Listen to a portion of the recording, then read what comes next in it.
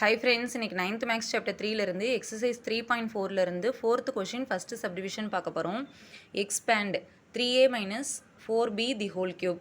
இது a minus b the whole cube format படி இருக்குது. இது உங்களுக்கு புரியறதுக்காக எழுதியிருக்கேன் ரஃபா. இதுக்கான சொல்யூஷன் பார்க்கலாம். நமக்கு a minus b the whole cube formula தெரியும். a cube minus b cube minus 3ab into a minus b.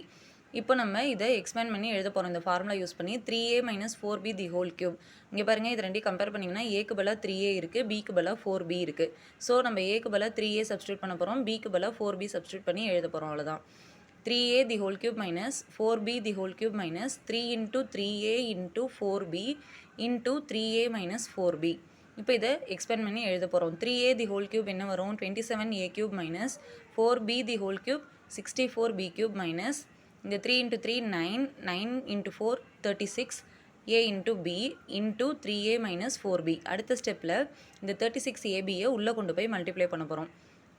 So 27a cube minus 64b cube minus 36 into 3 108 a into a square into b இந்த minus into minus plus 36 into 4 144 a அப்படியே வந்துடும், b into b square. So final answer 27a cube minus 64b cube minus 108 a square b plus 144 ab square. Okay friends, இந்த video உங்களுக்கு யூஸ்ஃபுல்லாக இருந்தால் என்னோட சேனலை மறக்காமல் லைக் பண்ணுங்கள், ஷேர் பண்ணுங்கள், சப்ஸ்கிரைப் பண்ணுங்கள்.